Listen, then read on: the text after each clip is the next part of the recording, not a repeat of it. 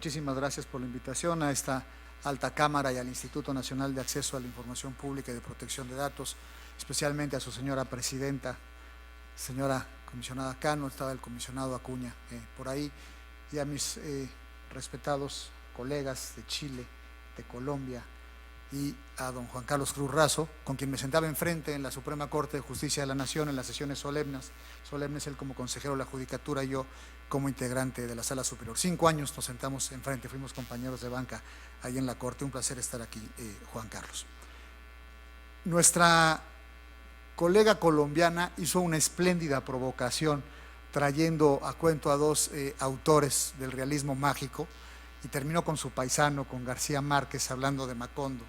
No puedo dejar de recordar el primer párrafo de 100 años de soledad, porque creo que viene a cuento, cuando dice: muchos años después, frente al pelotón de fusilamiento, el coronel Aureliano Buendía recordaría aquella tarde remota en que su padre lo llevó a conocer el hielo. Macondo era entonces una aldea de 20 casas de barro y caña brava, junto a un río de aguas diáfanas. Lo que quiero decir es lo que sigue. El mundo era tan antiguo entonces que muchas cosas carecían de nombre y para mencionarlas había que señalarlas con el dedo. Creo que ese es el estatus del derecho al olvido en México. No sabemos el nombre de los derechos que lo conforman, si es que es un conjunto de derechos, no sabemos cuál es la ruta, así como los gitanos que llegaban a Macondo, pero lo cierto es que estamos aquí todos, cuando menos un servidor, señalando con el dedo algo que queremos tener y que por lo menos a mí me genera muchas inquietudes y dudas, más que certezas. En este sentido, quiero comentarles un caso que no tiene que ver con el derecho al olvido, pero que podría tenerlo, para que ilustre, para que les pueda transmitir algunas inquietudes desde mi parcela, que es la jurisdicción constitucional electoral en México. Y después dar algunas reflexiones a manera de provocación para ponerlas en la mesa, porque no sé cuál es el rumbo que debemos de trazar y no sé cuál es el derrotero que tendrán los diputados para culminar ya con este proceso legislativo y este esfuerzo tan importante que se ha hecho en México al respecto. Les cuento más o menos el contexto del asunto que habremos resuelto hace unos 5 o 6 años en la Sala Superior.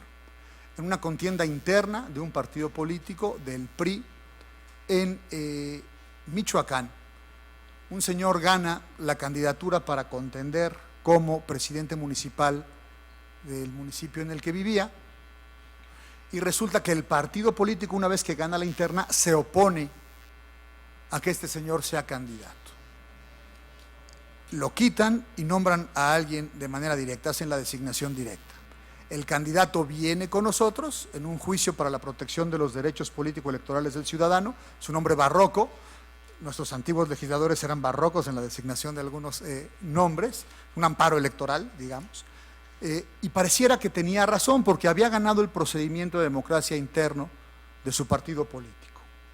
Lo que no sabíamos, fui el ponente, nos pusimos a investigar, es que este señor había estado involucrado en una balacera 20 años atrás, y en esa balacera, que fue afuera de un jardín de niños, de un kinder, murieron varias personas, entre ellos varios niños. Requerí a las autoridades penales, tanto administrativas como jurisdiccionales, del estado de Jalisco, él era de Michoacán, pero los sucesos habían tenido lugar en Jalisco, y resulta que estaba perdido el expediente en el juzgado y en el Ministerio Público. Requerí en Michoacán y no existía el dato. Soy un juez y no puedo pronunciarme sobre hechos que no me constan, pero algunos podrían especular que algún litigante de estos hábiles en los trucos, en lo truculento, pues hizo lo necesario para desaparecer los expedientes. El punto es que yo no tenía material para poder determinar si eran ciertos los hechos o no. Y al final terminamos decantándonos por el derecho de autodeterminación del partido, por el derecho también de su propia imagen. El partido lo que decía: si llevamos a este señor a la contienda, sean ciertos o no los hechos, la verdad es que tiene la fama pública de haber participado en esa balacera, de que hubo muertos involucrados, incluyendo niños, íbamos a perder la elección, 20 años después. Y consideramos que el partido político tenía derecho a establecer como un acto de autodeterminación acciones suficientes para cuidar su propia imagen y parecía razonable, digamos, el contexto. Hasta aquí el hecho como fue. Yo preguntaría, si esto estuviera documentado en los medios y si algunos buscadores tuvieran acceso a esos medios y uno podría llegar a esa información en 2 o 3 clics de la computadora o en uno de los 65 millones de teléfonos celulares que tienen acceso a las redes en México, ¿procedería el derecho al olvido para este señor si lo hubiera solicitado antes o no? En el contexto político electoral, nada más me voy a referir a él, ¿debería de proceder el derecho al olvido o no? Es evidente la contraposición que puede haber respecto de libertad de expresión o de derecho a la información, pero en algunos temas no sabemos quién sería el titular del derecho que primero habría que proteger de acuerdo con un resultado de una ponderación. ¿Quién tiene más derecho? ¿El señor en una hipótesis o en un caso similar, a que se desaparezca esa información de un servidor, o la población que va a votar por un individuo? Pregunto, ¿tiene derecho a saber eso, sí o no? Ahora bien, la gente no pone en marcha estos derechos, cuando menos por lo que hace a mi jurisdicción. En la Sala Superior hemos resuelto alrededor de 100,000 asuntos en una década, 100,000 asuntos electorales. Solamente en 6 casos, nos han pedido personas que borremos sus nombres y sus datos personales de las versiones públicas de asuntos ya juzgados. La proporción me parece abismal. Creo que no soy mal abogado, pero en matemáticas sí ando muy mal. O sea, sería el 0. No sé si 0,6 o 0,6 o 0,006 el %. 6 de 100,000. Hagan la cuenta, tengan piedad de mí. Ahora bien, como juez constitucional yo preguntaría, ¿estamos frente a un derecho fundamental o no? Alguien podría responder, sí puede tratarse de un derecho fundamental dependiendo el caso en concreto. Si tiene que ver con la intimidad, con la autodeterminación de la persona, podremos decir sí. Bueno, y entonces, ¿quién tutela ese derecho fundamental? Si es una cuestión de autodeterminación informativa, creo que tiene que ver el Instituto Nacional de Acceso a la Información, mi perspectiva del sistema de fuentes. Así, echándole una ojeadita rápida a la Constitución, creo que tendría que empezar por ahí. Y después, si se trata de un derecho fundamental, pues entraría el Poder Judicial de la Federación, sin lugar a dudas, sobre las resoluciones del Instituto Nacional de Acceso a la Información Pública. Pero con nuestro generosísimo artículo 1 de la Constitución, que nos obliga a todos los servidores públicos a hacer progresividad en la expansión de los derechos fundamentales de todas las personas, tenemos ahí un problema de colisión entre libertad de expresión, derecho a la información y autodeterminación informativa o derecho al olvido, porque la autoridad administrativa motu proprio tendría que definir primero qué derecho expander. Y ahí tenemos un problema importante. Además, encuentro otro problema terrible respecto de la propia jurisdicción. Recuerden que el término jurisdicción obedece a varias cualidades. Una de ellas es la materia, por supuesto, otra de ellas es la competencia del juez, pero otra de ellas es el territorio. Y nos enfrentamos a una cuestión aespacial, si me permiten el término. Yo he tenido que resolver sobre cuestiones en Internet que al parecer se subieron a la red en otros países. ¿Cómo traigo a mi jurisdicción a alguien que está tuiteando desde la India o que está mandando correos electrónicos desde el Cono Sur? Es un tema complicado. El típico caso de Google en Alemania, de los 2 hermanos que matan a un actor, es muy conocido.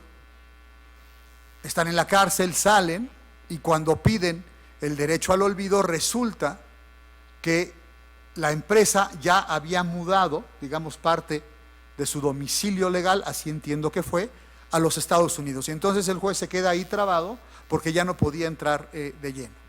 ¿Eso configuraría un fraude a la ley o no? Si estuviera en mi jurisdicción y es una vez que yo estoy conociendo un asunto que después migra de responsables, podríamos decir que sí. Son muchos los asuntos que he resuelto con mis colegas en donde devolvemos para efectos a la autoridad administrativa. Ellos en ocasiones devuelven a su vez a la responsable, a un partido político, a un OPLE, y vuelve a regresar, se vuelve a impugnar. Esa cadena impugnativa viene con nosotros. Yo imagino qué pasaría si alguien ahí cambiara de domicilio. Puede ser fraude a la ley. No me estoy pronunciando por adelantado ni por ningún caso, pero sí plantea un problema de jurisdicción complejo e interesante.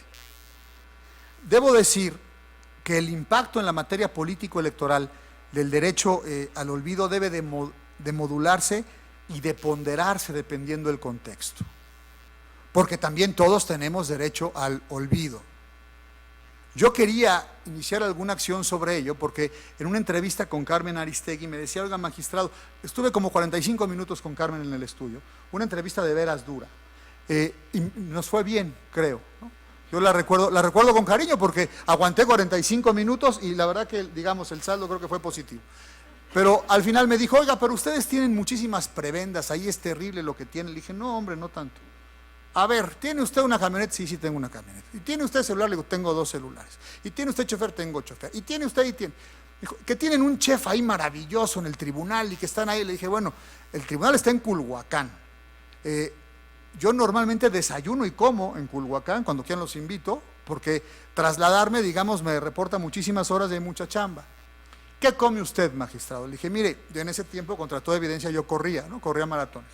Y entonces le dije: mire, yo normalmente me voy a correr temprano en la mañana, llego en shorts al tribunal, me baño y me desayuno trabajando en el escritorio un sándwich de atún. Y ya siguió la entrevista. Y bueno, fue un hashtag espléndido el sándwichito de atún. Me trajeron de bajada, ¿no? Pero de veras, como 3 Bartolos en Reforma, varios asuntos, sándwichito de atún, sándwichito de atún. Yo decía: bueno, qué pena que me identifiquen por el sándwich de atún, ¿no?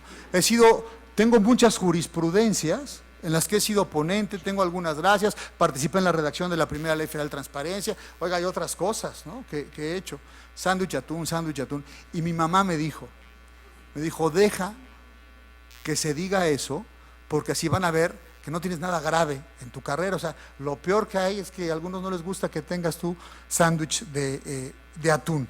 Dije: está bien, ya no inicié nada contra los buscadores del sándwich atún, pero ustedes lo pueden comprobar con mucha información, con mucha facilidad. Ahora bien, en el mundo electoral, nosotros tenemos más la tendencia norteamericana que europea respecto del manejo de datos personales, hablando de la deliberación política, electoral y democrática. Hoy decía una profesora de la Universidad de Siena, en el aniversario de los 20 años del tribunal, que estaba invitada la presidenta, las ambas presidentas, decía que en las campañas políticas se dicen muchas mentiras. Decía la profesora de Siena, Irene Espino. O sea, si quitáramos las mentiras a las campañas electorales, quizás nos quedaríamos sin nada, decía la profesora. Yo no estoy diciendo. Y en este ir y venir de mentiras hay muchos ataques personales. Mi punto de vista es que nuestros políticos son muy liberales para atacar, hablando de libertad de expresión, y muy conservadores para recibir la crítica. Es decir, tengo muchísimas elecciones de gobernador, por ejemplo, en donde ambas partes vienen quejándose de lo que dice uno del otro. En términos generales, tenemos una tendencia a expandir la libertad de expresión. Creemos, y de sentencias de la Corte norteamericana que hemos citado mucho, y de la Corte Interamericana de Derechos Humanos, desde luego, que en materia política el discurso tiene que ser robusto y que el margen de tolerancia de las personas que participan en política tiene que ser menor al de una persona cotidiana. Pregunto yo, algunos temas en los que han estado involucrados los políticos, en los que pueden ser cuestionados, deben de ser o podrían ser sometidos igual a un procedimiento de derecho al olvido o de obstaculizar el conocimiento de esos datos como si se tratara de una persona que no está en el medio público. Creyera que no, pero también tienen ese derecho fundamental. ¿Qué sucede con un político que deja de ser político y quiere que se baje de algunos servidores y de algunos motores de búsqueda esa información? ¿Tiene derecho? Pues pareciera que sí. ¿Y qué sucede si con el tiempo se vuelve a meter esa persona a la arena política y esos datos personales vuelven a ser parte de la arena cotidiana de esta deliberación democrática? Pues creo que la gente tendría derecho a desempolvar esas cuestiones para estar informado y saber de qué se trata esta cuestión. Creo en la autodeterminación informativa, pero creo también en los hechos que tienen un interés público. Estamos construyendo una democracia, nos falta, estamos en transición hace varias décadas, y les doy un dato interesante. El 45% de las personas que integran el padrón electoral, el 45%, porque yo pertenezco al otro 55%, son hijos de la transición democrática, es decir, no vivieron lo que era la falta de libertad de expresión, la ausencia del derecho a la información, y no vivieron en décadas en donde estos temas eran impensables.